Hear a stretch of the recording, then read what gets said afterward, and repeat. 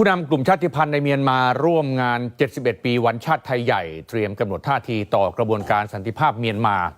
ส่วนสภาเพื่อการกอบกู้รัฐฉานก็ระดมทุนช่วยเหลือเด็กไทยใหญ่กว่า 12,000 คนนะครับในโรงเรียนกว่า 300 แห่งและโรงพยาบาลด้วยนะครับซึ่งองค์กรต่างประเทศตัดลดงบประมาณหลังจากที่มีการลงนามหยุดยิงทำให้กระบวนการสันติภาพในเมียนมาถอยหลังไปติดตามกับคุณทัปนีศรีชัยครับงานวันชาติไทยใหญ่ปีที่ 71 ซึ่งจัดขึ้นบนดอยไตแลงฐานที่มั่นของกองกำลังไทยใหญ่สภาเพื่อการกอบกู้รัฐฉานในเมียนมานั้นปีนี้นอกจากผู้นำกลุ่มชาติพันธุ์ต่างๆจะมาร่วมงานเป็นจำนวนมากเพื่อกำหนดท่าทีเกี่ยวกับกระบวนการสันติภาพในเมียนมาหลังจากมีการลงนามหยุดยิงทั่วประเทศกับทางรัฐบาลเมียนมาไปเมื่อ2 ปีก่อนแล้วมีการประกวดนางงามไตหรือนางงามชาวไทยใหญ่เป็นครั้งแรกนะคะโดยมีชาวไทยใหญ่มาร่วมงานเป็นจำนวนมากเลยค่ะบรรยากาศงานวันชาติไทยใหญ่ปีที่ 71 ก่อนที่จะมีพิธีสวนสนามในวันพรุ่งนี้ในคืนนี้มีการประกวดนางงามไตหรือว่านางงามไทยใหญ่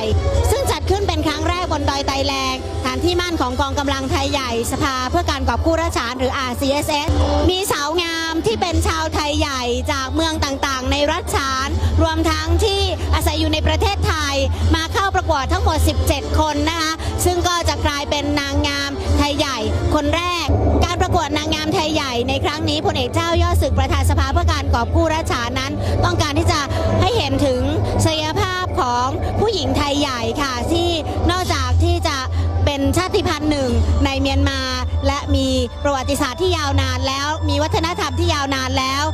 ผู้หญิงชาวไทยใหญ่ในปัจจุบันนั้นได้รับการศึกษาสามารถพูดได้หลายภาษาแล้วก็ทำงานอยู่ในประเทศต่างๆเป็นจำนวนมากซึ่งนี่ก็จะเป็นอีกช่องทางหนึ่งนะคะในการที่จะทำให้กระบวนการสันติภาพนั้นพัฒนาขึ้นหลังจาก2 ปีที่ผ่านมาในการลงนามหยุดยิง NCA กับทางเมียนมานั้น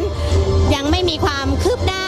ซึ่งในงานวันนี้มีผู้นำกลุ่มชาติพันธุ์ทั้งที่ลงนามหยุดยิงแล้วอย่างเช่นกะเหรี่ยง KNU และที่ยังไม่ลงนามหยุดยิงคือกะเหรี่ยงเคเรนีรวมถึงกลุ่มชาติพันธุ์ต่างๆมาร่วมงานด้วยซึ่งจะมีการพูดคุยกำหนดท่าทีต่อกระบวนการสันติภาพเมียนมาในวันพรุ่งนี้นอกจากนี้ยังมีตัวแทนศาลเอกอัครราชทูตกว่า 20 ประเทศในเมียนมาร่วมงานวันชาติไทยใหญ่ด้วยดอยไตแลงฐานที่มั่นกองกำลังไทยใหญ่ SSA สภาเพื่อการกอบกู้รัฐฉานหรือ RCSS ในช่วง2 ปีที่ผ่านมาพัฒนาไปมากในเชิงโครงสร้างพื้นฐานทั้งถนนไฟฟ้าและระบบโทรศัพท์อินเทอร์เน็ตที่มีสัญญาณ 4G บนดอยสูงตรงข้ามอำเภอปางมะผ้าจังหวัดแม่ฮ่องสอนผู้นำไทยใหญ่ยอมรับว่าส่วนหนึ่งมีผลจากการลงนามหยุดยิง NCA กับรัฐบาลเมียนมาที่ทำให้สามารถเดินทางไปไหนได้และการพัฒนาเศรษฐกิจแต่สิ่งที่กำลังเกิดปัญหาอย่างหนักคือการถูกตัดงบประมาณช่วยเหลือผู้พัดถิ่นภายในประเทศโดยเฉพาะผู้ที่อยู่ในการดูแลของกองกำลังกลุ่มชาติพันธุ์ตามแนวชายแดนของเมียนมาซึ่งองค์กรระหว่างประเทศได้ตัดงบประมาณไปเมื่อปลายปีที่แล้วหลังมีการลงนามหยุดยิงทำให้ส่งผลกระทบกับโรงเรียนกว่า300แห่งของชาวไทยใหญ่ในรัฐฉานเด็กกว่า 12,000 คนได้รับความเดือดร้อนถูกตัดงบอาหารกลางวันอุปกรณ์การเรียนการสอนและเงินเดือนครูทำให้สภาเพื่อการกอบกู้รัฐฉานต้องเปิดโครงการช่วยเหลือด้านการศึกษาอย่างยั่งยืนหรือ SEA เพื่อระดมสิ่งของและเงินช่วยเหลือเด็กนักเรียนหลังจากที่งบประมาณที่เราได้รับความช่วยเหลือมาที่ทาง NGO นะครับถูกตัดไปปี 2 ปีที่ผ่านมาครับเราก็คิดว่ามันก็กระทบการศึกษาของเราที่อยู่ตามแนวชายแดนแล้วก็ในพื้นที่ของเราครบคนอยู่ในรัฐฉานนะครับเพราะฉะนั้นเราก็ตั้งขึ้นมาเป็นโครงการ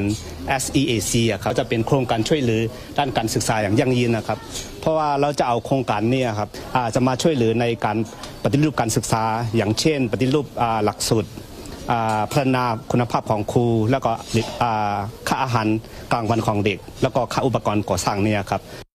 ชาวไทยใหญ่ที่มาร่วมงานวันชาติไทยใหญ่จึงนำสิ่งของมาช่วยเหลือโรงเรียนบนดอยไตแลงที่มีนักเรียนกว่า700คนถึงชั้นมัธยมศึกษา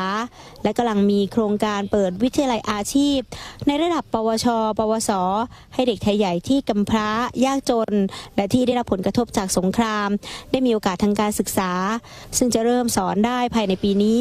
เชื่อว่าจะเป็นพื้นฐานสำคัญเพราะยังไม่สามารถคาดหวังได้ว่าจะเกิดสันติภาพขึ้นเมื่อใด ถ้าเรามองในการยุดยิงใน NCA แล้วครับถ้าการศึกษาเราก็เป็นโอกาสที่ดีสำหรับทางเราที่จะพัฒนาที่จะปฏิรูปการศึกษาของเราครับตามที่ประชาชนของไทยใหญ่หรือว่าไทยต้องการนะครับ นอกจากนี้ยังมีโรงพยาบาลที่ถูกตัดลดงบประมาณและประสบปัญหาทุกแห่งสภาเพื่อการกอบกู้ราชการกำลังประสานขอความช่วยเหลือจากองค์กรแพทย์ระหว่างประเทศสนับสนุนยารักษาโรคร้ายแรงเช่นมาลาเรียที่ยังต้องบริหารจัดการช่วยเหลือประชาชนโดยชาวไทยใหญ่ที่อยู่ในประเทศไทยสามารถที่จะช่วยเหลือทั้งโรงพยาบาลและด้านการศึกษาในโครงการช่วยเหลือด้านการศึกษาอย่างยั่งยืนให้กับสภาเพื่อการกอบกู้ราชการได้ผ่านศูนย์ประสานงานที่จังหวัดเชียงใหม่ทัปปณี เอศรีชัยข่าว3 มิติรายงาน